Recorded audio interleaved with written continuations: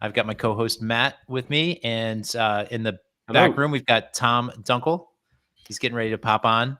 Tom is passionate about converting tired landlords into passive investors, something that both Matt and I can get behind, as we've had lots of licks being tired landlords. So without further ado, let me bring Tom on. You can take it away, Matt. Welcome, Tom. Yeah, so right now, Mark is going to work out his audio issue. Mark, can you talk for a second and see if we can hear you? Tom, can you hear me? Nope. Okay. All right. Well, Tom, welcome to the show, man. I really appreciate you being on today. Well, let's get started. One of the questions I ask on my show is you were born and now you're here. Like, what happened in between and what you're focused on now? Well, be careful what you wish for. I'm 55 now, so I got a lot of history to go through. But in a nutshell, I'm a Philadelphia area native, and big Eagles fan. And so unfortunately, their season ended sadly recently. But anyway, grew up in the Philly area. High school, college, moved to DC after college because the economy was a little rough. And so I slept on my buddy's couch while I was looking for a job down there. And then ended up going back to school down there, William and Mary in Williamsburg, Virginia. Lived in DC I was in the aerospace industry doing mergers and acquisitions after business school. And then moved back to the Philly area in 2000 because I still have friends and family in the area. So was doing investment banking for technology companies, which that was the early 2000s. So I don't know if you guys remember what happened, but the internet bubble burst and a bunch of companies like mine went out of business. So had to kind of reinvent. That was my first bubble experience. I've had a few more since then. But jumped into real estate 2006. Determined to build my real estate empire, and then of course we know what happened after that. Ran into the Great Recession. 2009, 10 were pretty rough, but again, kind of reinvented, stuck it out, figured things out, started buying distressed mortgages. And then started looking at other asset classes and ended up in self-storage, which is a great asset class. And I was determined to kind of find an asset class that was a lot more predictable, a lot more resilient in difficult times, since I had lived through a few bubbles at that point. And so we really liked self-storage and what we found there. So went and built a great team. And so now we're up over about 42 million acquired of self-storage. Got a few more deals in the pipeline. So, we should be approaching, 60-ish million, maybe more before 2024 is out. So that's where we're at. Wow. Sweet. Has my audio tuned in yet? Can you hear me? Still no. No, probably not. So I guess what we're going to do is, Mark, maybe, I don't know if you leave the group and then come back in, is it going to shut down the stream? No, you'll be good. Okay. Why don't you do that? We'll try it again. I'm going to ask Tom a follow-up question here. So Tom, why real estate? I don't know how, iBanking kind of came into real estate. So what was like the seminal moment, or seminal moments that kind of led up to real estate kind of like igniting that? Sure. Yeah. Great question. So, I guess, some things skip a generation, but my grandparents were builders and real estate financiers down in Florida in the early 1900s and into the middle 1900s. And, my parents didn't really do anything with real estate, but somehow or another, I just kind of had the bug.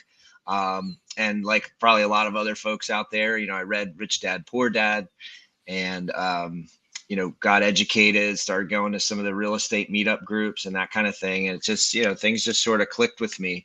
I was determined to kind of do my own thing and build my own thing. And real estate seemed to be just the best environment and asset class to do that. Very cool.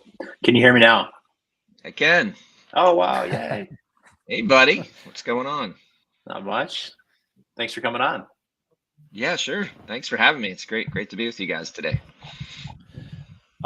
So in follow up to that, and then I'll let Mark take over from here. The self-storage, what kind of led to self-storage? Because I mean, a lot of people I'm just going to speak from anecdotally my experience, especially since 2019, um, moved asset classes into self-storage because residential just became untenable for them in terms of the landlord rights or lack thereof to manage collections and all that stuff. So is that kind of how you got your approach into self-storage, or was it completely different than that? It was similar but different. My partner Joe and I, we, like I mentioned, we had started out buying pools of distressed residential mortgages, and so we had exposure to other asset classes and other businesses within the real estate world. And as we were looking around, we were looking at multifamily, we were looking at hard money lending, looking at different things, but self-storage to us just checked a lot of boxes because it's a very fragmented industry. Mm-hmm. Like the big names that you've heard of, Public Storage, Extra Space, CubeSmart, those big guys, they only control about 35% of the self-storage market. A lot of people don't realize that. So the rest of the market is, a lot of them are just onesie, twosie, mom and pop owners. And, they're not going to the conferences. They're not leveraging technology. They're not really keeping up with the drivers of the self-storage business. They don't have a website. They're not marketing. So we just saw a lot of opportunity to go into a predictable asset class and build a nice business. So, and having been a residential landlord, for sure, I could see a lot of the benefits to doing self-storage versus residential, 100%. No tenants, no toilets. That's right. In fact, I'll tell you, a lot of our investors, because we're syndicators, we put deals together for our investors. A lot of them are like ex landlords. They're like, they bought into the whole, I want to build a residential real estate portfolio, to get my financial freedom and whatnot, and it just never materialized the way that they were hoping. So now they're selling their property, but when you sell a property, of course, you lose that income. So they're selling the properties and they're rolling those dollars into our self-storage deals, because then they're just, now they're truly, working toward a financially free, passive investor kind of state that we're all striving for. Yeah. I met with someone that wants to get into the self-storage. She's a new investor. And I had a client that was selling a facility, and it was kind of off market. So I figured I would take them over and show her the facility. We crunched the numbers and went through everything. She said she's trying to buy at $40 a foot, which I don't know if you know this, but it seems really, really low to me. Is that what you're looking for? Like $40 a foot? Yeah, good question. 40 is pretty low, but it's just like any other real estate markets. It's market to market, and it depends on what type of real estate too. So like we're getting ready to acquire a boat and RV storage facility at about $40 a foot. But we also have acquired climate controlled, indoor, multi-story self-storage facilities where those have been closer to, maybe $80 or $100 a square foot. Okay. That makes sense. Yeah. The one I showed her was climate controlled, and she's like, well, yeah, I'll write an offer at $40 a foot. I was like, no, we're not going to insult the seller. He's not even going to look at your offer. Hey, you never know, but yeah, it's depending on the market, that might be way below. But that's, I think the other cool thing about self-storage is there are still deals out there below replacement cost. I don't know if the same can be said for multifamily or some other asset classes, but we're able to acquire for less than replacement cost. And what we've been able to do too is take advantage of expansion opportunities where we're able to build for $50 or $60 a square foot, but then when we go to sell the facility, we're going to be able to sell it $90 or $100 a square foot, so we can create that arbitrage. Yeah.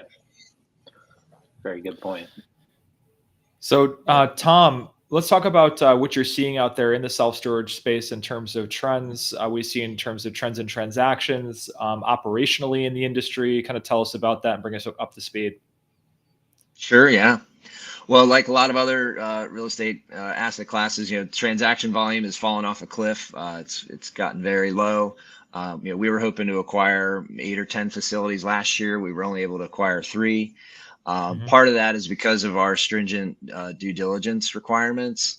As a finance nerd, I'm definitely, what I bring to Belrose Storage Group is a very, very disciplined approach to our acquisitions. So we say no a lot. We say no probably 50, 60 times for every time we say yes to a deal. But yeah, that all being said, the transaction volume is definitely lower. All the, interest rate hikes and whatnot last year really kind of threw things off. But this year we're already seeing a little pickup in transaction volume. We're seeing that things are a little bit more stable now. I think everyone's kind of come around to realizing that the interest rates are where they're going to be, give or take for a while. At least that's my viewpoint. I don't see them going down a whole heck of a lot. I mean, to me, this is where rates were when I started in real estate. So it's not, we lived kind of in fantasy land there for a while with, super low interest rates. But one thing we have turned our attention to for sure is really beefing up our operational expertise and really leveraging technology. So I don't know if you guys are aware, but there's a company called Life Storage, which was I believe they're the 4th largest self-storage company in the country. They were acquired by Extra Space for $12 billion. And we were able to benefit from that because the vice president of operations for Life Storage, I somehow got in touch with him, connected with him. He's a West Point grad. He's a combat wounded veteran, and he was an entrepreneur, and then he got into the storage business. So somehow or another, we were able to coax him to join our team. And so now we've been leveraging his expertise and his experience from his days at Life Storage to really, kind of bring some extreme operational capabilities to our already great team. We already had a great team, and now he's just, really kind of throwing gas on the fire for us, which has been great. But yeah, we're always looking at ways to leverage the latest technologies and software and systems and all that good stuff. Are you building your own, or are you finding stuff off the shelf for technology? Yeah, right now we're mostly buying existing facilities. It's a big bonus if the existing facility has extra land that we can expand onto. So we've done that. We've done that a few times now. We did that down in Lynchburg, Virginia. We acquired a facility that had a bunch of vacant land that came with it. And so we just finished building new on there. So we almost tripled the size of the facility. And again, that was a scenario where we were able to build for less dollars per square foot than we'll be able to sell for later. So we'll have a nice little arbitrage opportunity there. But we do have, we have one ground up deal that we've been working on. And then of course, interest rates were moving against us. So we're kind of slow playing that one right now because, it was penciling out pretty well at, 4 or 5% interest rates, but now, at 7-8% interest rates, it's not as great a deal. So we're kind of reevaluating our options on that one. Yeah. On the technology side though, for like your platform, are you using something that's provided, or are you building your own technology to, lease these units and to manage the units? And yeah, right now, Mark, we're doing off the shelf stuff, and then just putting our own little twist on it. But yeah, we're using those systems to market locally, to bring in customers for our facilities. And one of the cool things we've done there is shift our focus to not just the regular household type consumers, but we're shifting our advertising attention to like contractors and professional kind of self-storage users. And the reason we did that was because, with the big shift in the residential real estate market over the past year, right, those transactions went way, way down as well because of interest rates going up. And so residential transactions and people moving is a huge driver of demand for self-storage. And so we were kind of caught in that downdraft where we had occupancy up or occupancy go down, and we had rates going down, trying to keep folks in place. But one of our facilities happens to have a lot of contractors, a lot of professionals. And so that facility was doing great. So, light bulb goes off. We're like, hey, we should really be trying to find more of these professionals, like, the pharmaceutical rep, or, the small business that just needs storage for a little while, or, contractors that need to store their materials or equipment or what have you. So we're doing a lot more of a marketing in that direction to try to diversify our revenue streams. Yeah, I think a lot of people are going to be doing home additions versus selling and buying. So going after the contractors makes a lot of sense. What is the platform that you guys use to do that?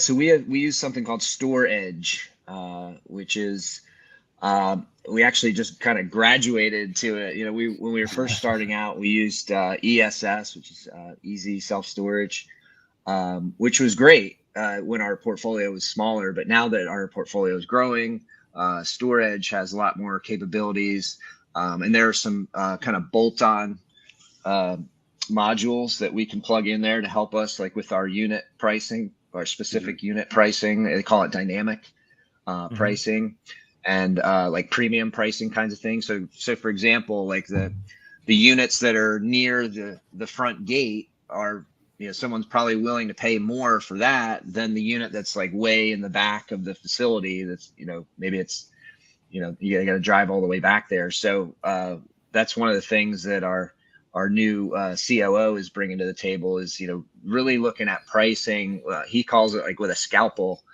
instead of with like a broad, facility wide approach at pricing. We're doing it very diligently and tactfully with a scalpel. Yeah. And then do you have a bird dog in-house, or do you rely on like brokers and other partners to bring deals, or how are you sourcing this volume to look at? Yeah, all the above, man. It's like we're looking at a lot of deals, and they come from a lot of different sources. So we're certainly, on all the lists for the brokers, the Marcus Millichap and CBREs and all those big companies have self-storage groups. So we're on all those lists, but we also do have occasionally a wholesaler will come to us with a self-storage deal. So we look at those for sure. We belong to a nationwide mastermind group for self-storage guys. So we oftentimes will get deals from that group, then we'll partner up. But mostly, what we're trying to do, of course, is find off-market deals where we're going directly to the seller, directly to that mom and pop, and selling them a vision of what their life will look like, after owning this facility. So when you do that, it opens you up to maybe finding some seller finance opportunities and some more distressed turnaround kind of opportunities. So that's our number one preferred way of getting deals. And so we have a whole team starting with offshore virtual assistants that are smiling and dialing. And then we have onshore part-time people that help with that. And then as the deals kind of percolate up, they get into our in-house director of acquisitions, and then to my partner, Joe, who's ultimately responsible for our acquisitions. Yeah. Do you have good results with the offshore people? We do, and what we've learned there is as long as we give them like very specific instructions, they're capable of learning and adapting and changing. But so we'll try a certain approach, a certain call script for a while, and if we can, we track the data, right? If the conversions aren't where we think they should be, then we'll take a look at revamping the script or revamping the approach altogether. So that seems to help a lot, and they're certainly very economical resources to use. So that's a huge plus. And the list for them to dial, is that like a listsource.com list, or how are you getting your lists put together for these guys to dial? Yeah, what's funny is we used some of those list brokers out there, and what we discovered, and I wish we had discovered this a lot sooner, but we discovered it nonetheless. Their lists are like pretty spotty. And so what we discovered is that the self-storage specific databases like StoreTrack or Tract IQ, some of these databases that are specific to self-storage, they have much more comprehensive and complete lists of the self-storage facilities. So we've started using those, and we're getting better results. But what's interesting is the way we discovered that. And this is a great tip for anybody out there that's trying to scare up some deals. My partner Joe went on basically a road trip through North Carolina, which is one of our favorite markets for self-storage. And he set up some appointments with some owners. But what he discovered was when he was driving from facility A to facility B, he's driving past these facilities and he's like, that one's not on my list. That one's not on my list. So he came back. He's like, I don't know what's going on, but I'm driving by all these facilities that are not on our list. And so that's how we discovered that problem. But I think the big takeaway for people is, get your boots on the ground and go visit with these owners, because that has created huge dividends for us. Joe's he's good in front of people.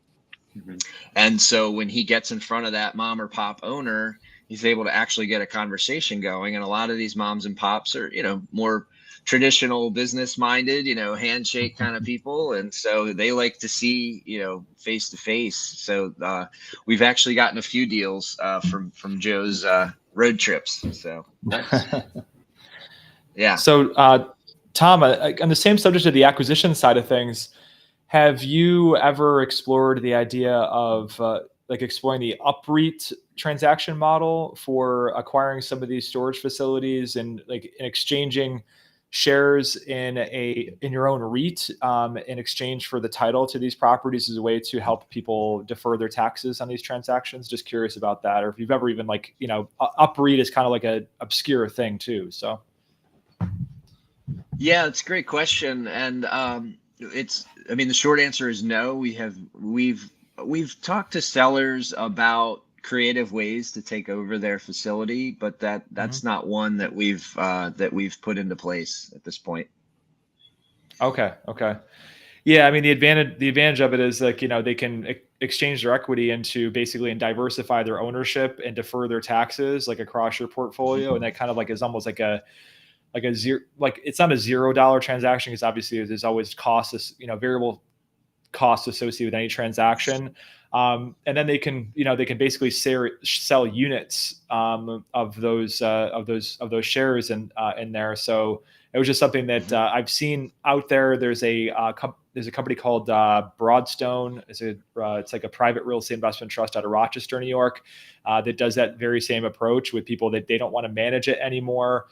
They'd like to collect, pure passive income, and also be, diversified, and then also have a little bit of more liquidity in place too. Gotcha. Yeah, that sounds pretty cool. And being a former corporate finance guy, I love that creative financial stuff. But that sounds interesting. We did have one of our investors. He's been with us a long time. He's like a 9-figure guy. It's worth over $100 million, and he's always coming to us with interesting ideas. His idea, which is similar to that, is to do a SPAC. And I can't even remember what SPAC means right now, but basically it's a way to take special purpose acquisition company. There you go. It's a way to basically a backdoor way to take your company public, and then you have shares you can use as currency to acquire facilities. So we look at stuff like that, but actually putting it into practice is a little challenging. But I love the Broadstone idea. I'll have to look them up. Yeah.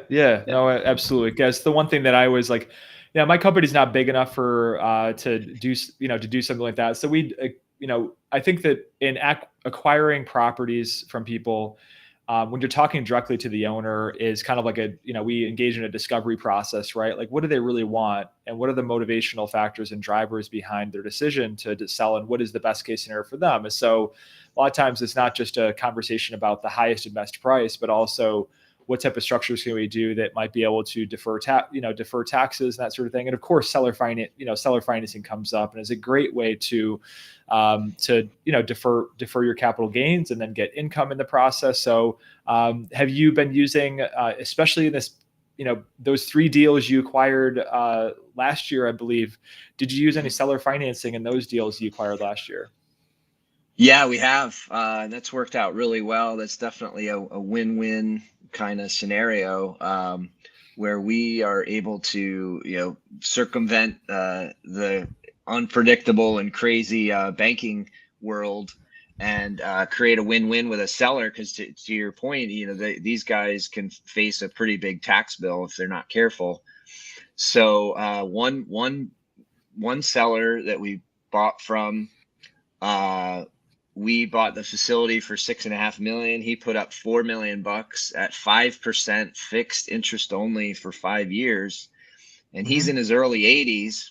Wow. And what he's hoping is that he kicks the bucket in the next 5 years, and then so that his children can get a step up in the basis on the assets that he's going to leave to them, including this seller finance note. So anyway, there's it's always fun and interesting doing deals out there for sure. It's a little morbid to think like that, though. I mean, I'll have to use that. I mean, next time, because that's the one conversation I get is like a stopping point with a lot of these people when I have a huge capital gains exposure. Like, these guys are like maybe in their 80s to mid 80s. And I don't want to sell because I have huge capital gains, depreciation, recapture exposure. I mean, I basically have zero basis in this thing. And then, and so I'm going to wait till I die so my kids will get the property and then step it up. But then, like, in the meantime, over the next like 5 years or whenever that happens, when you whatever, across the Rainbow Bridge, for instance, your kids are going to get you may have problems running that property, and then your kids are going to get a property that they don't want, maybe in a worse condition than they are right now. So I'm going to use that in the future. I was like, hey, you can kind of like defer this, get the property off your hands, so you can just like basically take that out of your mental real estate, this asset, and then in the event that you kick the bucket, then your kids get to win.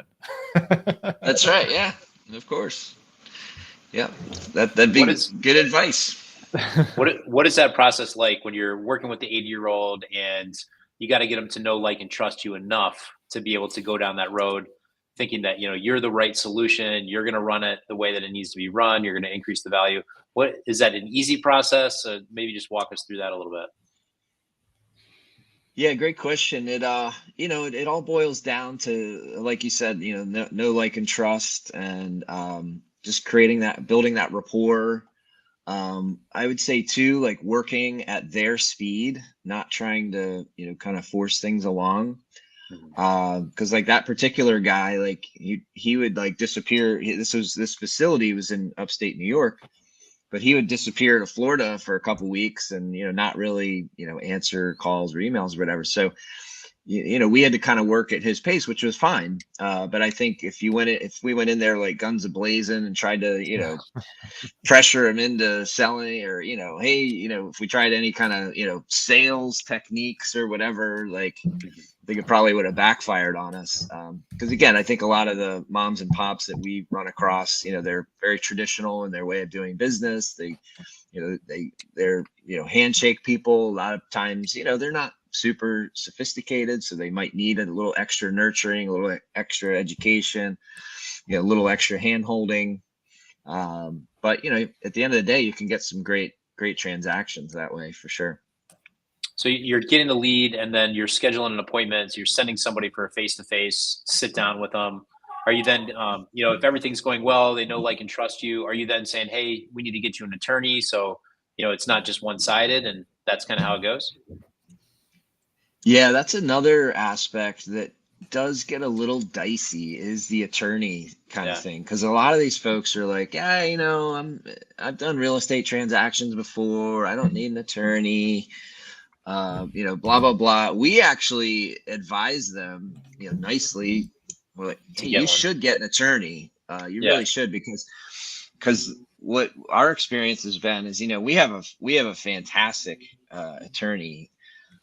Jason Mandel from Armstrong Teasdale out of Philadelphia is like, again, he's one of these guys, sort of like Don Herzog, the life storage guy that came to join us. Like, I'm like, how did we get this guy to work with us? Because he's usually working on like transactions that are like tens, hundreds of millions of dollars in real estate and stuff. But you never know who you play tennis with. I used to play tennis with him, and we played tennis together for probably 2-3 years before I even asked him, like, hey, what do you do for a living? So anyway, next thing you know, we get a real estate attorney. But anyway, so Jason, like, it makes him really uncomfortable when there's not a qualified attorney on the other side. Yeah. So we definitely push for that gently, but like, hey, it's going to be in your best interest to make sure you're dotting the I's and crossing T's the right way. And we've also had sellers come to us with like like a personal injury attorney or something like that. We're like, no, I know it's a friend of the family or whatever, but that's a different animal altogether. So but again, some people are maybe a little less sophisticated. They think, oh, an attorney's an attorney, but that's not really the case. And then you just have your attorney draft all the docs, send it to their attorney for review, and that's pretty much it. That's right. Yeah. One facility we bought outside Baltimore, Maryland, we went down and visited with the mom and pop seller. It wasn't a seller finance situation, but they were definitely, mom and pop. And we were talking about the purchase agreement, and the woman like basically picks it up off her desk. We're like touring the facility. She like goes over to a railroad tie, and she's like signing the contract like on a railroad tie. Like, are you sure you read through that? Enough. But anyway, like I said, it's funny the people you meet out there. Yeah. So I'm curious, Tom. I mean, your message is helping miserable landlords invest passively in real estate and regain their freedom is your tagline on your LinkedIn profile.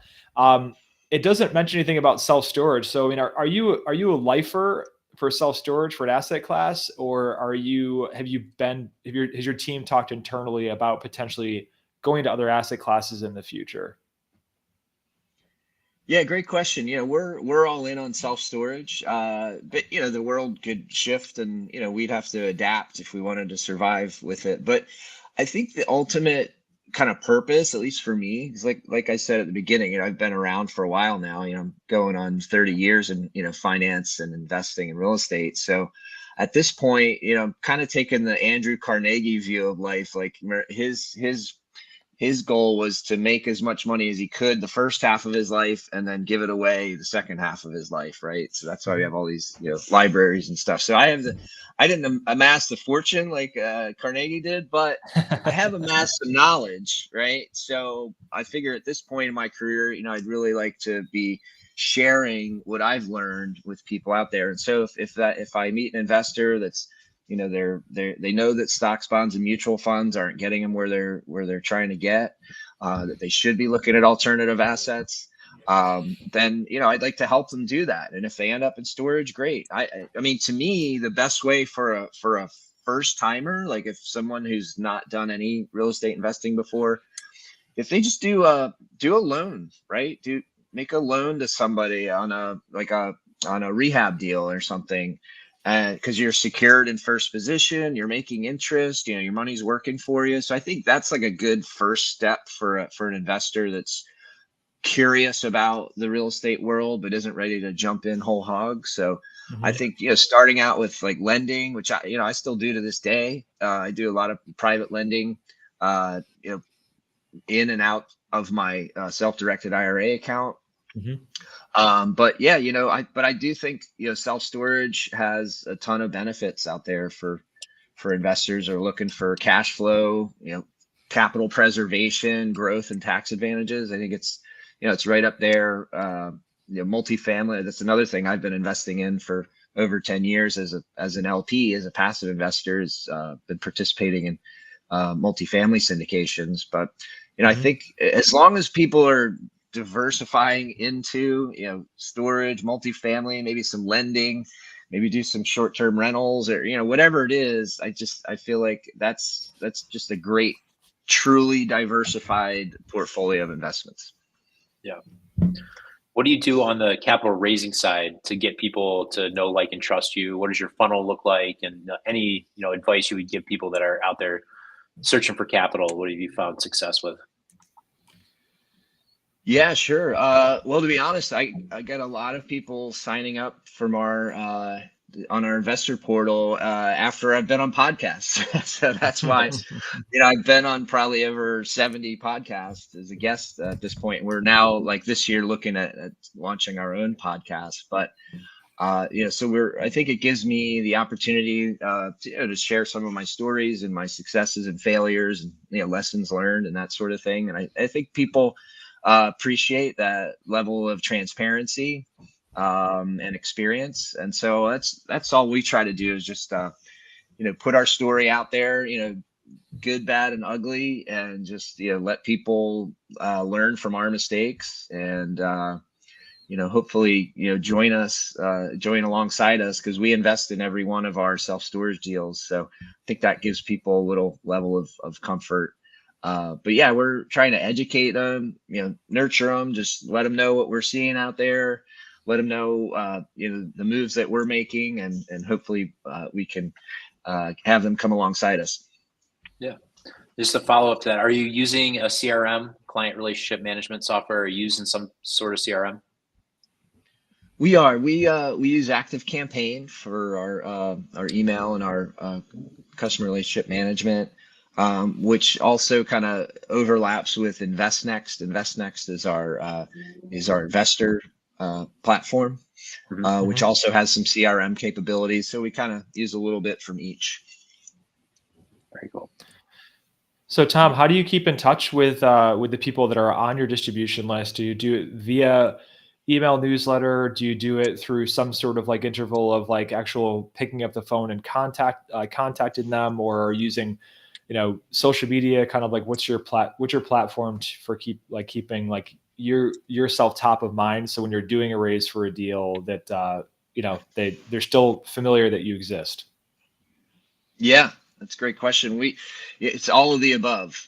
So we do have consistent email campaigns. We send out like what we call a value add email every week to our group. We try not to overwhelm them. But in those emails, we try to share something of value for our investors, different strategies they might want to look at, trends we're seeing in the industry, in the market, that sort of thing. But one thing we're doing a lot more of this year, because it's been a tough stretch here for raising capital with all the craziness going on in the world and the markets and whatnot. A confused mind says no, right? And a scared mind says no. So I think there's a lot of people, just unfortunately, because it's probably the worst thing you can do, they're sitting on cash and they're like, oh, well, I can get 5% at my bank these days for 5 months. Yeah, for 5 months, and then what? Then it's gonna go away or whatever. But people seem to that's easy, right? It's easy for them to just make that move. It's a lot harder for them to listen to our investor webinar that we're going to have this coming Monday for a deal we have, and then ask the right questions and read through the private placement memorandum. So there are all those hurdles that we have to get over to raise the capital. But ultimately, I think it's with my investor hat on, I mean, it's the small price to pay to have a truly diversified and predictable portfolio. Yeah, for sure. Yeah. So on that note, with like the value add, can you give me like a value add email? This is one thing that my wife and I have been like, verbally jousting for the past like year or so over like email marketing. She loves email marketing. I hate receiving email marketing. And finally, it took me like watching a YouTube video. There's this guy Sabri Subi, who's like a marketing expert, who sold me on the idea of email marketing, because it's like one of the only ones besides podcasting where you can get somebody's like undivided attention. Because usually when they're going through an email, they're like, they're not looking at anything else. They're looking through that email. Of course, there has to be some sort of interest or hook associated with it. So like, what type of content ideas, like, can you give us an example of one that you've sent out that has been on your newsletter that got a lot of great engagement or a higher open rate and that type of stuff?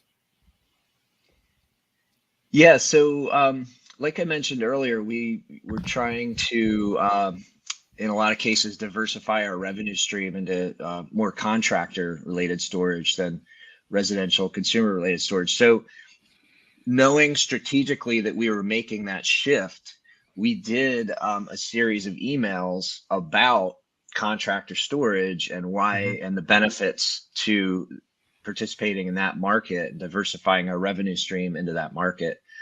And those emails, I mean, our open rates are generally pretty solid, and but those open rates were even better on that series of emails. And so we try to like see where the business is going, and then we kind of grease the skids ahead of time with our investor community, so that when the contractor storage deal does come out, like they've already kind of been educated about why we're doing that. So that's been a good way to do it. But I think the overall point is I think you need to have a pretty well diversified approach to marketing, because email marketing might work for you, but somebody else might, as a consumer, right? Somebody else might rather listen to a podcast, or somebody else might might be on Instagram, but they don't go on LinkedIn. So you kind of have to be in these different areas, and that's been one thing that has helped us a lot, is really dialing in our messaging, which is why you see in my, as you referred to earlier, my LinkedIn tag about helping miserable landlords, because that was me, right? I had a portfolio of residential rentals that just drove me nuts and never quite performed the way that they were supposed to, and which is now why we're in self-storage. So I think it's good to appeal to different people in different ways, using different language, but trying to dial in those stories to some particular groups seems to really help a lot. Yeah, that theme carries across all marketing. I think the successful wholesalers are the guys that have like 10 different ways to send you a letter, right? You've got your yellow letter, you've got the one where you got to rip the top off, you got the urgent letter. They're like, yeah, I need all 10 of them, because like not everybody will open the different letters. On the side of when you're talking about getting these contractors to come in, have you considered giving them a space that has like power and maybe a bathroom where they can actually operate out of it? Because I'd imagine a lot of contractors want that. The ones that we deal with are typically looking for a space that has power and a bathroom, even though it is kind of quasi storage because they work a lot on site, but they want a place where they can come back, and if they need to like build a cabinet or whatever, it's a little more comfortable than a self-storage unit. Yeah, we do in those particular units, we do have power, and we also have security cameras inside and out. So and that's actually another revenue stream. So they pay more for the internal security camera. But so there's a lot of different games we can play there to provide additional services, additional value. As far as bathrooms go, we do have a bathroom on site, but we don't have a bathroom in the unit, because logistically that would just be a challenge, and not we don't want tenants and toilets, right? That's why we're in storage. Yep.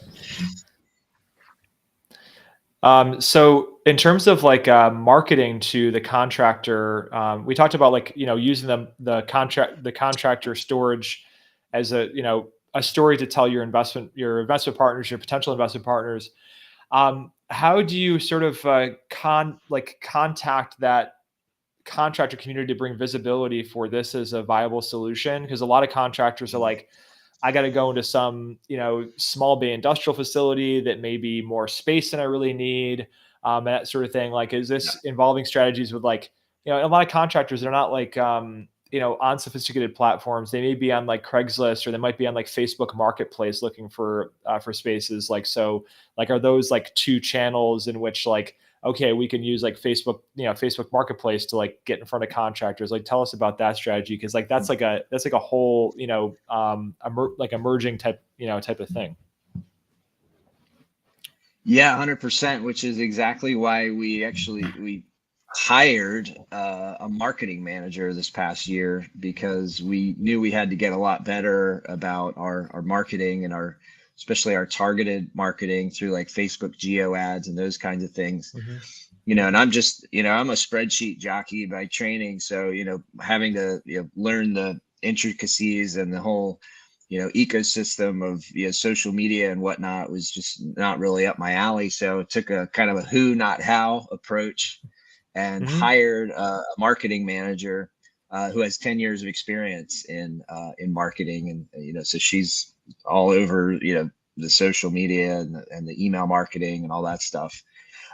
So she is now charged with not only helping us market to investors, but also helping us market on the customer acquisition side as well. So she's the one who's kind of dialing in those Facebook ads, finding the contractors in the area near the facility we're trying to fill up. And so we're starting to see some results from that. But she just joined us kind of middle of last year, so she's still kind of getting things ramped up, but we're really excited about that for sure.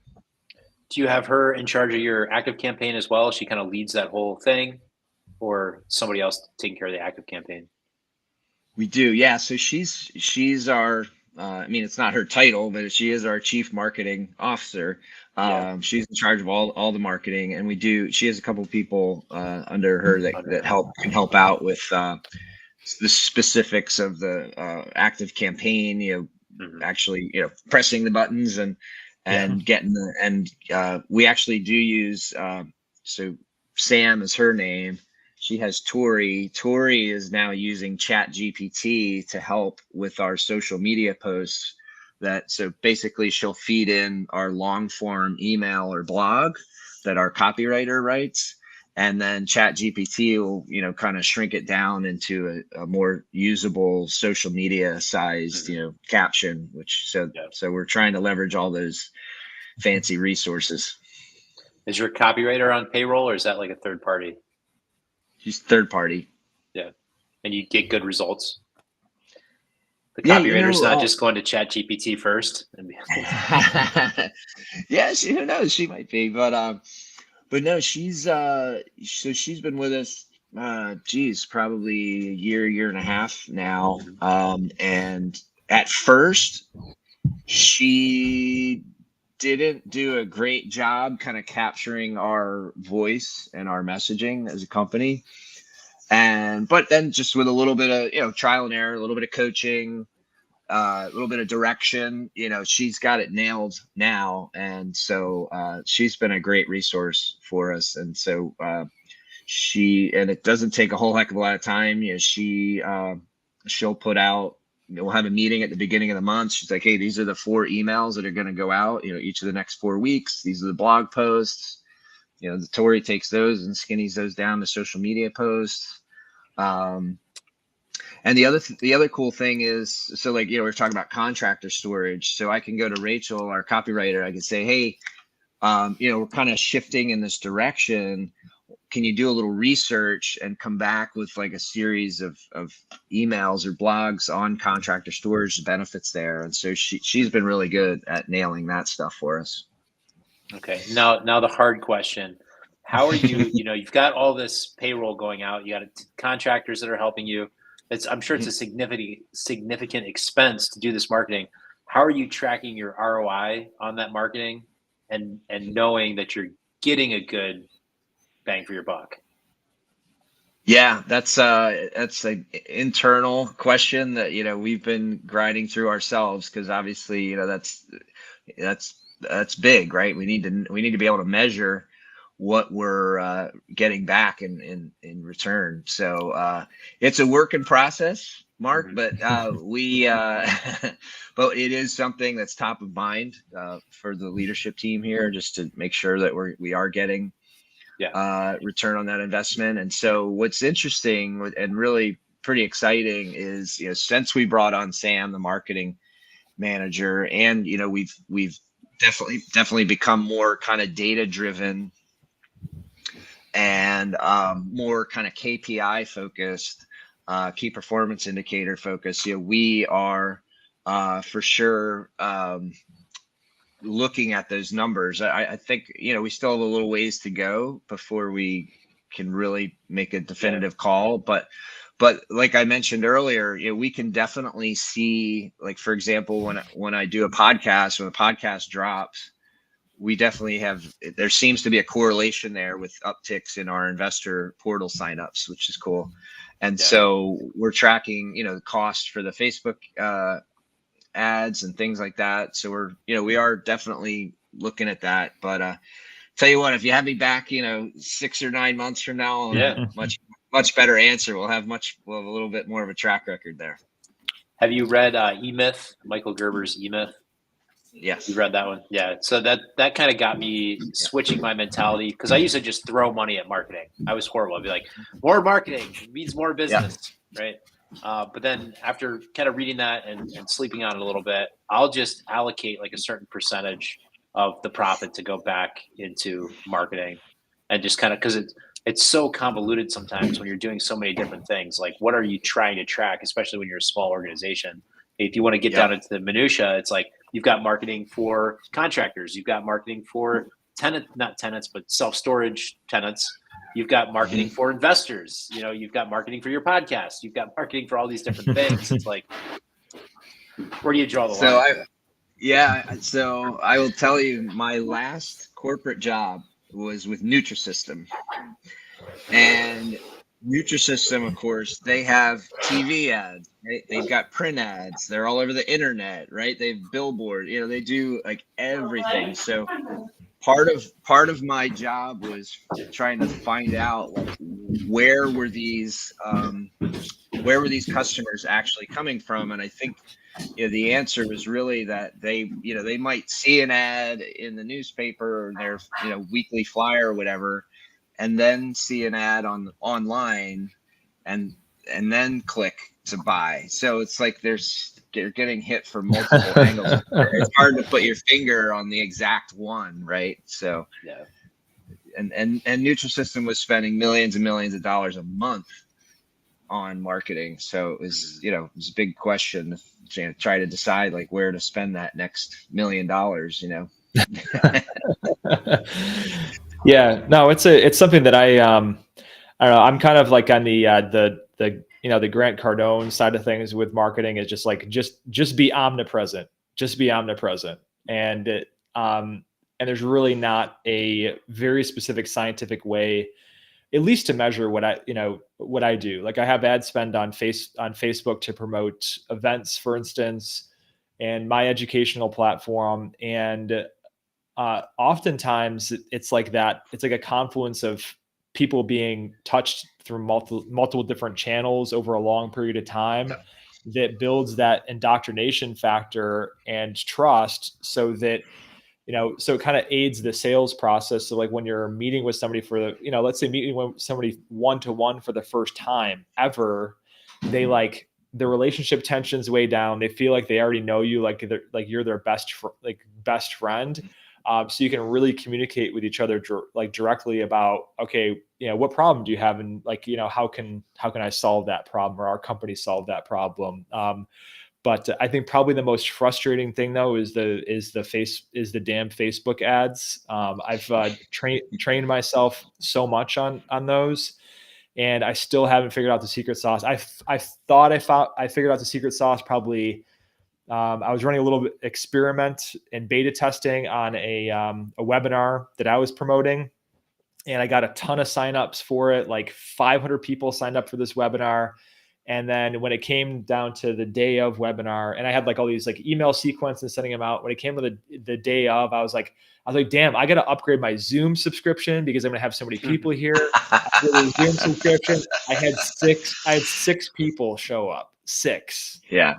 And I was like, oh, and then I was like, what, $2,000 just like set on fire. Cause I figured like if I could acquire one customer or one client out of it, then that's just something I could scale. So I could crank that $2,000 up to like 20,000. Right. So yeah, I think it's frustrating for everybody. And also there's a lot of companies that will tell you that they know everything, they cracked the code, and we'll feed you lines of BS. Yeah. They'll take your money. Yep. So I know we got 5 minutes left. I guess off topic. What do you do for fun, Tom? Yeah. So, you have to excuse my casual attire today. I'm actually down in Florida. I escaped the Great White North to come down and visit my mom for her birthday. Nice. So was out, had a great dinner last night with my mom and my sister, my cousin, and actually my son is in college down here as well. So we had a nice little family dinner last night, which was a lot of fun. But yeah, I'm helping her dog sit. My sister is at work, and so she drops the dogs off at my mom's house. So we're dog sitting 3 puppies. I call them puppies. They're not puppies, but you know what I mean. But yeah, when I'm not down here, my 2 big passions are golf and guitar. So Nice. Both I've played since I was a kid. So have a lot of fun with that. I would like to get my son into golf and guitar. I never got into golf, and I feel like I'm handicapped because of it. Yeah, I'm thankful I learned as a kid, because learning it as an adult, like I just wouldn't have the patience. It's a tough game. I mean, I've been playing, pretty much my whole life, and to this day, I'll still hit shots that someone swinging a golf club for the first time would do better. So it's like, just drives you a little nuts. But I love being outside and getting some exercise in, and if I could make a few good shots around, I'll be happy and hang out with my friends. So it's good. It's a good time. It's very cool. Do you golf, Matt?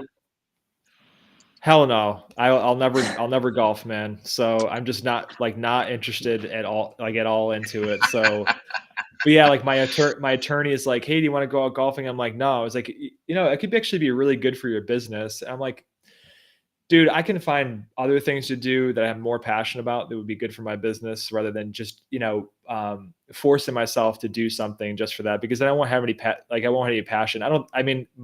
The ADD part of my personality just won't allow it. I need to be doing something that's like extremely strenuous. Or else I'm just like, I'd probably drink myself silly on a golf course and embarrass myself.